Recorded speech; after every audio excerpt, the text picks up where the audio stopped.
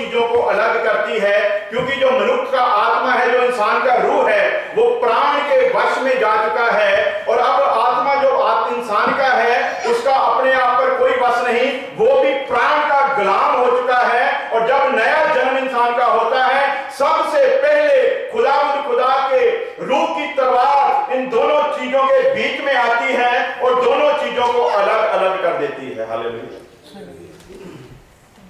अलग इसीलिए करती है ताकि सबसे पहले आत्मा को प्राण के कब्जे से आजाद करवाया जाए। जितनी देर ये आजाद नहीं होता, उतनी देर तक नया जन्म नहीं हो सकता। तो लोगों ने तो समझा कि बपतिस्मा लेना नया जन्म है। बपतिस्मा तो एक हुक्म है नया जन्म पाए हुए इंसान के लिए। नया जन्म बपतिस्मा नहीं, जो नया जन्म ले लेगा उसका बपतिस्मा होगा। उसके लिए हुक्म है कि वो बपतिस्मा ले। और आज तालीम यह है कि बपतिस्मा लेने से नया जन्म होता है। बपतिस्मा तो पुरानी जिंदगी को दफन करना और नए जीवन को शुरू करने का चिन्ह है।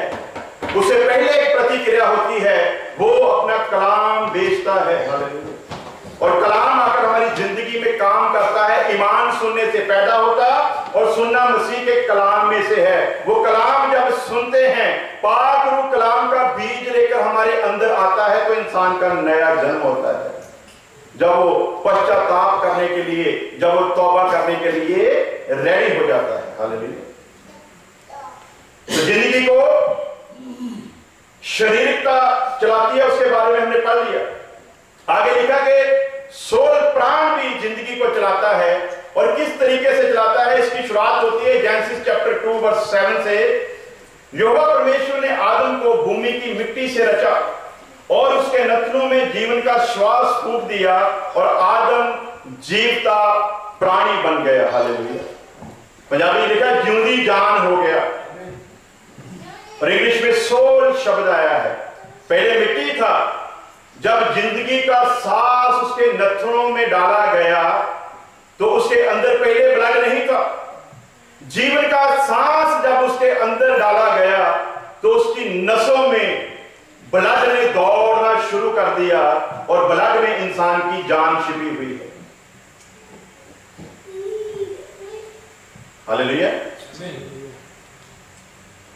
जीवता प्राणी बन गया। अब इसके पास जो चीजें देखने को मिलती हैं कि शरीर भी है, इसके पास सोल भी है, इसके पास स्पिरिट भी है, इसके पास परमेश्वर की लाइकनेस और इमेज भी है। चार चीजें हम देखते हैं उस वक्त इंसान के अंदर, जब परमेश्वर यहोवा ने उसे लेकर बागे अदन में रखा। और आगे हम देख लिया कि जब तलवार आती है तो वो प्राण को और आत्मा को सबसे पहले अलग कर देती है।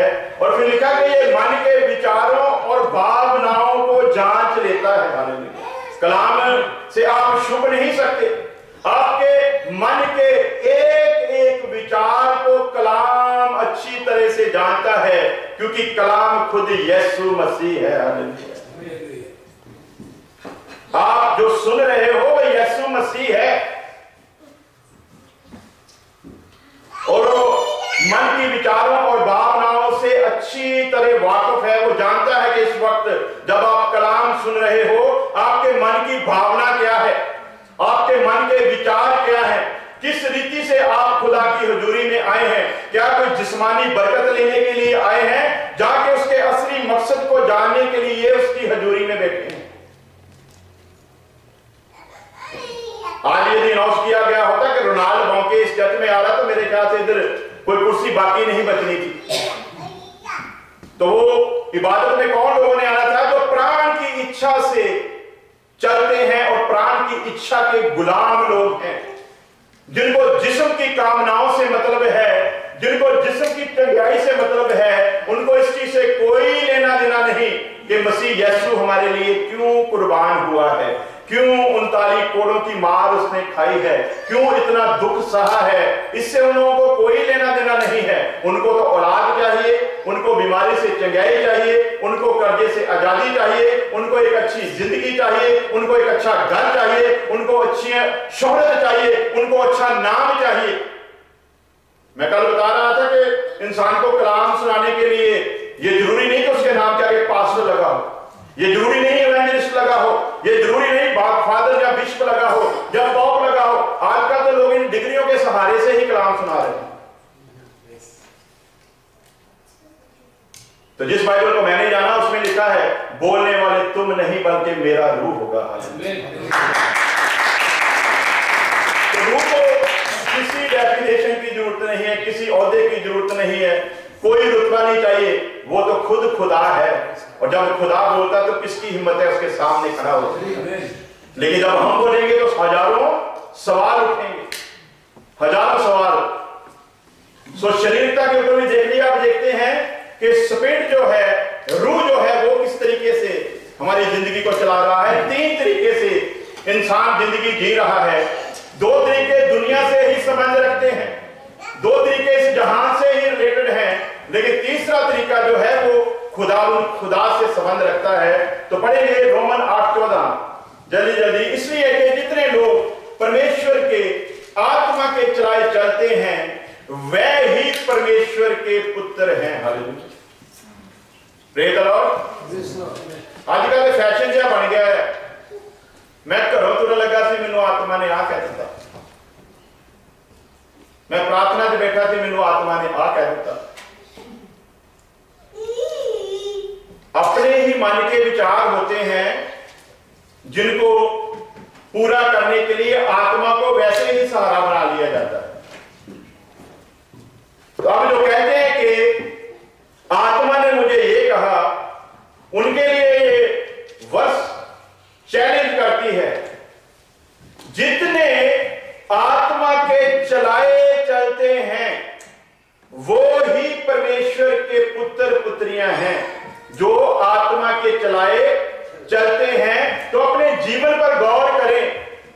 दिन में कितनी बार हम कहते हैं कि ऐ पाक रूह, तू बता मुझे क्या करना चाहिए, तू बता इस शादी में मुझे जाना चाहिए कि नहीं जहां पर कैबरे डांसर आने वाली है, तू बता उस होटल में बर्थडे की पार्टी रखी गई है जिसमें अश्लील डांस होना है। ऐ पाक रूह, तू मुझे बता कि क्या मुझे वहां पर जाना चाहिए, क्योंकि जब मेरा जिस्म वहां पर जाएगा तो तू भी मेरे साथ ही जाएगा, और जब तू मेरे साथ जाएगा तो क्या तू उस पार्टी में मेरे साथ खुश रह पाएगा।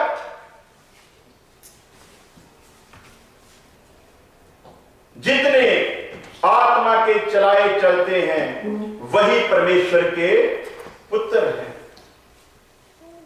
तो विचार करना है हमको अपनी जिंदगी के ऊपर कि क्या हम आत्मा के द्वारा चल रहे हैं या हम सोल के द्वारा चल रहे हैं, या हम जिस्म के द्वारा चल रहे हैं। जिस्म तो प्राण का गुलाम हो चुका है, प्राण जो कमांड देगा जिस्म को, जिस्म वही कर डालेगा। और आत्मा बुझ चुका है, आत्मा निराश हो चुका है, और आत्मा जो हमारा है वो तो बेबस हो चुका है। उस आत्मा को परमेश्वर के आत्मा के समान बनाने के लिए परमेश्वर ने पाक रूह, अपना रूह दिया है। इसलिए कलाम बताता है परमेश्वर का आत्मा, परमेश्वर का रूह हमारे रूह से मिलकर हमारे रूह को परमेश्वर के रूह के समान बना रहा है। तो यदि वो ये काम कर रहा है, इस काम को करने के लिए उसे भेजा गया है, तो विचार करें तौबा के दिन से लेकर आज तक क्या परमेश्वर के आत्मा को हमने अपने आत्मा को उसके आत्मा के बराबर बनने के लिए उसके हाथ में दिया है? इसलिए नहीं दिया क्योंकि हमारा जीवन पाक रूह के साथ नहीं चल रहा, रूह के वसीले से नहीं बल्कि सोल और जिस्म के वसीले से हम लोग जिंदगी को जिए जा रहे हैं। तो खुदा का कलाम जो इस बात में मुकर्रर हो जाते हैं उनके लिए बताता है रोमियो 8:1 में, सो अब जो मसीह यीशु में हैं उन पर दंड की आज्ञा नहीं, क्योंकि वे शरीर के अनुसार नहीं बल्कि आत्मा के अनुसार चलते हैं। किनके ऊपर दंड नहीं है जी? सजा की आज्ञा किनके ऊपर नहीं है?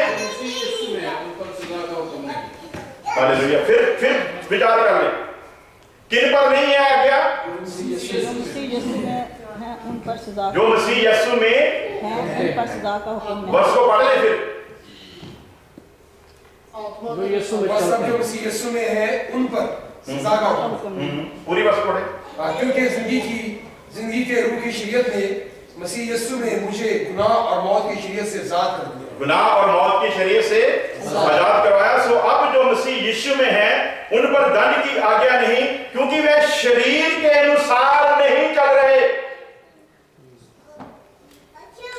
जो मसीह यीशु में कहते हैं कि हम मसीह यीशु में हैं, उनका शरीर के साथ कोई लेना देना नहीं है।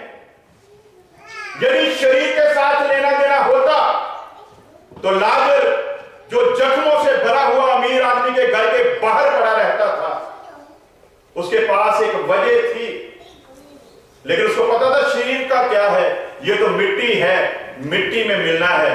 मैं तो खुदावंद खुदा का इस हाल में भी धन्यवाद करता। उसने कभी गिला नहीं किया था कि ऐ खुदा तूने इस अमीर आदमी के घर के बाहर मुझे क्यों डाला हुआ है। यदि तू खुदा है, सब कुछ करने की ताकत रखता है, तो क्या मुश्किल है तेरे लिए? क्या तू मेरे बदन को ठीक नहीं कर सकता? लेकिन खुदावंद खुदा के साथ उसने ऐसी कोई बात नहीं की। खुदा की हजूरी में खुदा की मर्जी के अनुसार उसने खुदा के समर्पण कर दिया अपने जिस्म को, और उसी तरह जिंदगी जीता रहा। लिखा जब सांस निकला तो खुदावंद खुदा के फरिश्तों ने उसे उठाया। धनी भी मर गया, यमदूत उठाने के लिए आए। दो लोग हैं, धर्मियों के लेने के लिए अलग ग्रुप है, दुष्टों को लेने के लिए अलग ग्रुप है। इसको उठाया, उठाकर जाकर अब्राहम की गोद में रख दिया, उसे तड़पने वाली जगह में जाकर छोड़ दिया। क्या लिखा? क्योंकि वे शरीर के अनुसार, जिस्म के अनुसार नहीं चल रहे, बल्कि वो आत्मा के चलाए चलते हैं। तो यदि मसीह में हैं तो फिर आत्मा के चलाए चलना है, जिस्म की किसी भी ख्वाहिश को उठने नहीं देना। इसलिए संत पौलुस बड़े फख्र से लिखता है, हर एक ऊंची बात को और हर एक ख्याल को हम बंधन में ले आते हैं। हर एक विचार को, हर एक ख्याल को हम बांध लेते हैं और उसे मसीह का गुलाम बना देते हैं। हालेलुया। तो विचार करें कि क्या कभी हमने अपने अंदर उठने वाले विचारों को या ख्यालों को कभी बांधने की कोशिश की है? बल्कि हमारे अंदर तो जो ख्याल उठता है, हम कहते हैं कि इसे किसी ना किसी तरह पूरा कर दिया जाए।